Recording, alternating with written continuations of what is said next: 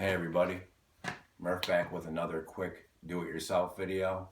I wanted to get back to the things I like doing. Not that I don't like making other videos too, but I like helping people with the DIY. Today we're going to talk about check engine lights on your vehicle. Now, I live in the great state of New York, and here we have two kinds of inspections on your vehicle.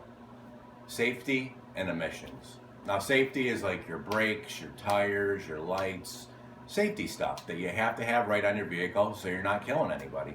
And it should be correct, and stuff like that gets checked no matter what. Now, we also have emissions, but emissions is like your check engine light, which we're going to talk about, and sensor stuff like that, just making sure your car's running right and not throwing that check engine light. Now, if your car's older than 96, they just do the safety check. You don't have to worry about the emissions. But at this point, if you bought your car in 1995 or older, it's 22 years or older. And, not everybody's rocking an old car. And you got to deal with your check engine light. Now, I'm not trying to say, everybody's in a hard place. If you can fix your car the right way and get the check engine light fixed, you should. Now, if you want to save some money and do it yourself, that's great. But if you want to take it to a shop, that can be, not everybody has a friend that has a shop or family. And when you take your car to a shop, they're in business to make money, okay? When you take it there to get your brakes done, and you ask them, just next time you go to a shop, ask them, go, is there anything else I should worry about on my car? If they're not telling you before you walk out the door, ask them and they will find something wrong with your car. It's what they're in business to do, make money by finding stuff wrong with your vehicle, okay? I don't want to get into too much detail on that, but I've taken my vehicle to shops before, and they told me stuff needed to be fixed, and after it was fixed, it was worse, okay? Or it didn't need to be fixed in the first place, or who knows. But a lot of money was wasted, and now I like just doing it myself. If you're not sure what you're going to do, you can go on YouTube. You do need tools and stuff, but, a lot of it's common sense. If you can walk and talk, you can probably do it yourself. Back to the check engine light stuff. I'm going to show you guys something. This is an ODB scanner. Okay, what it does is it scans your computer and your car, and it can give you a code telling you what's wrong with it. If your sensors, if you reset the car, we're going to get into that. There's not ready sensors. Basically, after you reset a car's check engine light, certain things like the oxygen sensor, the map sensor, there's a bunch of sensors, the evap sensors, they have to reset, and you have to drive your car to get those sensors back online. They just don't turn right back on when you reset the check engine light. You have to drive a little bit to get them working again. And this can help you tell you, what the check engine light is, why it's on, and it can tell you what sensors aren't ready and what ones are ready. They say you should drive 50 to 100 miles. You probably heard that before if you're watching this video. That's to get those sensors back online, running again, okay? Now, I've heard this is about $15 on eBay. It's cheap, 15 bucks. It can save you a lot of headache. Other than this, all I can tell you, if you're trying to get rid of that check engine light and you think you might be able to get your car to pass, if you can take your negative cable off your battery, reset the check engine light, drive about 50 to 100 miles and the check engine light stays off, you can risk it just going to a place, trying to have it inspected, and seeing if it'll pass. But you're playing guessing games like doing it like that. I mean, it's a lot harder. If you can drive a couple hundred miles, you're probably good. But it's a lot easier with that. It's $15. You can also get ones on there that are Bluetooth. They go to your phone, tell you through your phone. If you don't have a smartphone, that has its own screen. It lights up. You can see it at night. It plugs right in. It's usually underneath your steering wheel where the plug is. On most cars, it's right underneath there where your feet are on the driver's side, in that area somewhere. It plugs in, it lights up, it tells you what's wrong, and makes your life a lot easier. Okay? So, what I'm going to try and tell you guys is how to beat the check engine light, because there is ways. Now, if your car's leaking gas all over the ground and it's not safe and stuff, you should really just have it fixed, okay? But I can't tell you how many times when I was struggling when I was younger, I couldn't get the car to pass inspection, and I have to go to work the next day, and Joe Blow, the cop down the street, knows you got a bad inspection sticker, and he's going to keep busting your balls until you get it fixed. Okay, you can go to the shop, If it doesn't pass, they'll usually give you a 10-day, that white sticker you can put on your window temporarily. They're supposed to take the old sticker off when it fails. Some guys are nice and they'll let you keep your old sticker if it's good for a couple more weeks in the month or whatever, because usually everybody waits to the last minute. It's good to do it ahead of time too. But they'll give you that white sticker to give you 10 days to figure your stuff out. Also, there's like a temporary exemption sticker in New York. I don't know about other states, where if you spend over a certain amount of money on getting your car fixed, they'll give you like a temporary sticker for the year because you've just spent so much money. They usually don't tell you that. I never even heard about it till recently, but it's like an exemption sticker, and it can buy you a year if you spend over a certain amount, but you got to prove it. And if you do the work yourself, it's hard to prove it, and you have to have receipts for the parts. I'll let you guys Google that, do the research.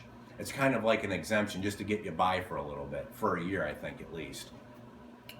If you spend a ton of money on fixing your car and you think you should go that direction, hey, that's great, man. I'm glad I know it's out there now. But what I'm trying to get you guys to do is get that inspection sticker and just get it done and be done. No exemptions, no bullshit. Quick fix. Spend the $15 on the computer scanner, and that's really all you got to spend. I've seen other people in videos saying change your oil and do this, like routine car maintenance, which is great to do, but that has nothing to do with your evap being light on because your car's signaling that, you know, the pressures in your gas tank and the pressures in the evaporation system are off, or, you know, your map sensor is not working or whatever. My specific problem, I had a 2003 Mitsubishi Lancer, okay? It would throw a check engine light for evap, meaning the pressures are off in the tank or elsewhere in the system. You know, it would come on if I reset it like within 50 miles. It wasn't really, I mean, it didn't, I smelled a little bit of gas, but that's the only thing I ever noticed. The guy that owned it before me said he had it smogged. It was a cheap car. It wasn't really worth throwing $1 million into. So he had it smogged and did all this stuff. I couldn't believe he did that. And he said that there was a crack in the gas tank. So I never filled it up all the way because I think it was on the top, if it was there at all. I don't even know. You know, once in a while I get a whiff of a fume or something. Also with evap, I'm sure you've probably heard this. I'm just going to go over it on a little tangent for a second. Change your gas cap. That's another cheap fix. It's $10. It might fix it, it might not. But just do that just to get that out of the way, because that's what the first thing a shop's going to tell you anyway, or anybody that knows anything. So anyways, my check engine light would come on. It was for the evap, okay? Now, there's also a couple other tricks if it's an evap light. You can run your tank low on gas or keep it full with gas, and sometimes the sensor turns itself off from activating if you do that. Some cars do, some cars don't. I'm sure the newer ones don't even, it doesn't matter anymore because they're getting so technical with this stuff.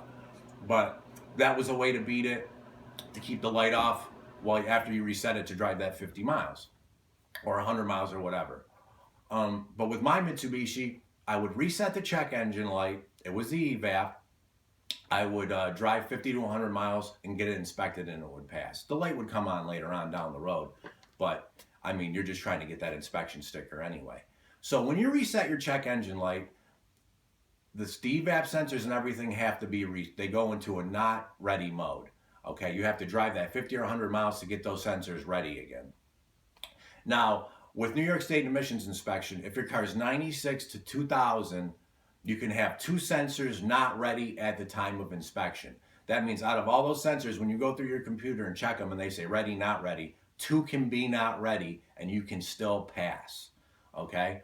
Now, my Mitsubishi was a 2003, anything 2001 newer can only have 1 not ready. I lucked out with my Mitsubishi where when I reset the check engine light, the evap sensor was the last one to come online.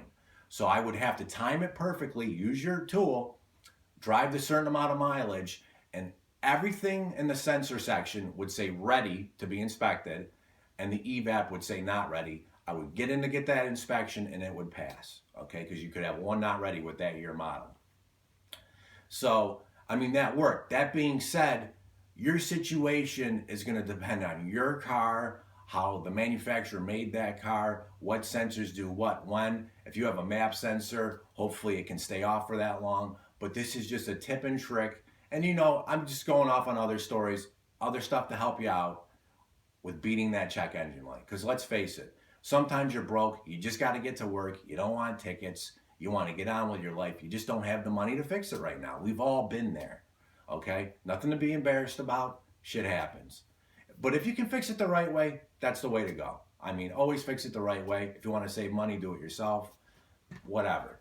But I just wanted to give you guys a little tip and trick on how to do that. Buy the scanner, okay? And every state's different. This is New York State. Every state's different. Look in your local laws and regulations on inspection and then figure out, you know, what you can do. But at least in New York State, this is what it is. So, guys, it's Murph with a quick video. Just want to help you guys get that inspection done. I'll see you guys in the next one.